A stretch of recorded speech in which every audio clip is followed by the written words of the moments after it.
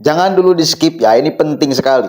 Pemahaman kita tentang KPU dan siapa orang-orang di dalam KPU, dan terkhusus malam itu kan agak ribut di iNews, acara yang kemudian dipandu oleh Aiman Wicaksono antara M. Kodari, Mr. Q, dengan Refli Harun. Nah sekarang Kodari menceritakan semuanya itu. Kenapa Refli Harun sampai marah-marah dan lain sebagainya.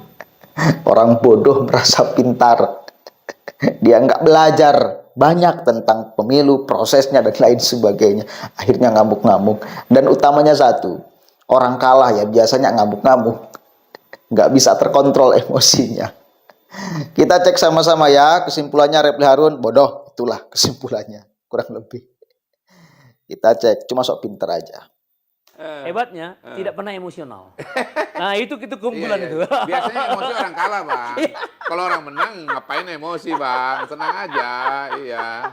Pemenang itu ya ciri-cirinya. Iya. Oke, kita mulai aja dari yang tadi malam ya, Bang ya, acara di iNews itu. Kan Abang udah sebut ya. Yang hostnya Aiman itu tadi malam tuh launching acara pertama.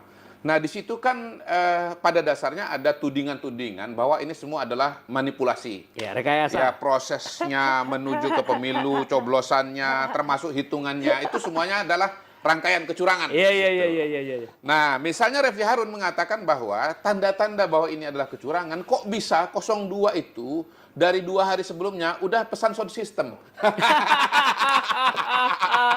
Wah, ini gara-gara mau curang ini. Nah, ini kan pikiran orang konspiratif, ya, orang cupet, orang yang nggak ngerti ilmu pengetahuan, Bang. Iya. Padahal kita udah berbulan-bulan, bertahun-tahun mengerjakan ilmu pengetahuan pemilu ini, Bang. Survei. Pemilu ini ada ilmu pengetahuannya, Bang. Ada ilmu pengetahuannya, dibahas di kampus-kampus, Bang. S1, S2.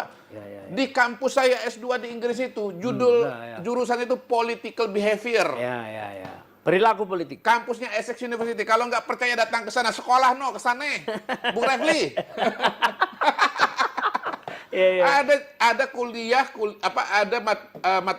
mata kuliah yang temanya itu adalah voting behavior. Yang kira-kira isinya yang kita bahas. Iya, betul. Bukunya tebal-tebal, Bang. Salah satu studi paling mapan dalam ilmu politik itu dan paling saintifik itu, Bang. Adalah soal voting behavior atau perilaku pemilih. Jadi jawaban saya sederhana aja. Kenapa sudah dipesan dari 2 hari yang lalu? Karena sudah tahu bakal menang. Dasarnya adalah survei. Kan kita bahas di sini. Kelebihannya itu di situ. Kita bahas di sini. Angkanya misalnya dari beberapa lembaga itu 52, 53 gitu. Anda pernah kita udah buat estimasi nih, kira-kira ini tembusnya berapa nih? Bulan lalu kita sudah buat trajectory. Anda yang buat 55. Anda bilang 54, 55. Iya, Bang, jadi udah tahu, Bang. Cuma tambah 2 doang. Udah tahu, Bang. Jadi saya sampaikan kepada Bung Refli, Anda nggak mesan sound system karena Anda tahu Anda bakal kalah. Habis itu marah-marah lagi mempersoalkan Anda ini sebetulnya siapa? Anda ini pengamat atau Anda ini tim sukses segala macam. Jadi kepribadi larinya. Anda datang ini sebagai apa gitu. Udah nggak benar itu. Saya bilang saya ini peneliti tapi juga aktivis. Saya ini aktivis sekali putaran. Kalau Anda nggak tahu, berarti Anda yang kurang pengetahuan, kurang gaul. Karena omongan ini udah terjadi di mana-mana. Saya udah ngomong di mana-mana. Iya, betul.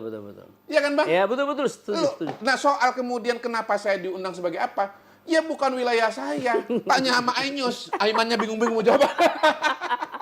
Nah, dalam acara tadi malam juga, saya kan istilahnya ada debat dengan Adian kan. Adian mengatakan ini kesalahan, ini komisi, ini negara harus bertanggung jawab. Nah, saya tahu yang dia maksudkan itu adalah presiden harus tanggung jawab.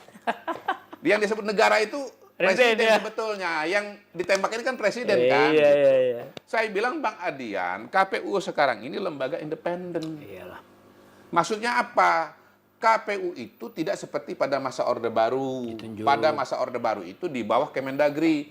Mendagri di bawah presiden. Singkat kata, KPU itu di bawah ketiaknya dari presiden.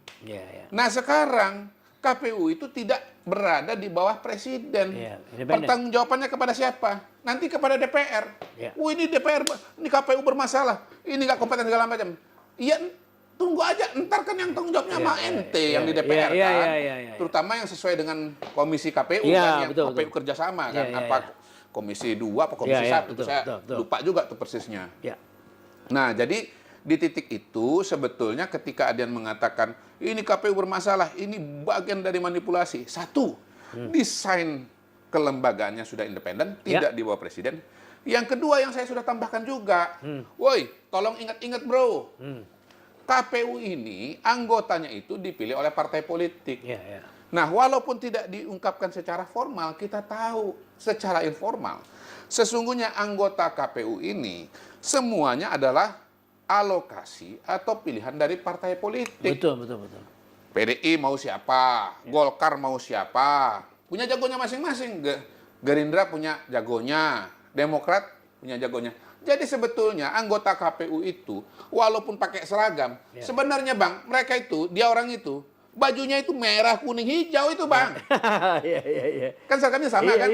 Sebetulnya kayak klub sepak bola itu Bang, ada merah, kuning, hijau itu Bang. Iya. Dalamnya. Nah, kalau nggak percaya, lihat aja yang kemarin kena kasus Harun Masiku itu. Coba cek orang itu, siapa latar belakangnya. Pasti mengaitnya dengan warna politik partai tertentu gitu loh. Lihat aja waktu mahasiswa. Karena anggota KPU Bawaslu ini biasanya aktivis mahasiswa. Dia aktivis mahasiswa mana?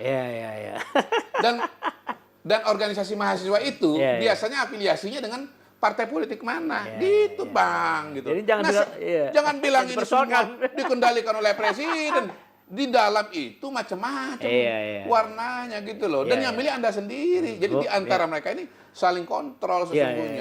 Oke. Mantap ya penjelasan M. Kodari ini. Yang paling penting urusan KPU itu, urusan komisioner ya. Memang benar apa yang disampaikan oleh M. Kodari itu. Di komisioner-komisioner mau Bawaslu mau KPU pasti itu beragam. Di Bawaslu itu ada Teh Loli senior saya di PMII. Ada juga yang dari GMNI, ada juga yang dari HMI. Memang varian. Jadi bukan kemudian jangan sampai seolah-olah menganggap bahwa semua penyelenggara pemilu ini itu curang, berkompromi di bawah presiden dan lain sebagainya. Sangat nggak masuk akal.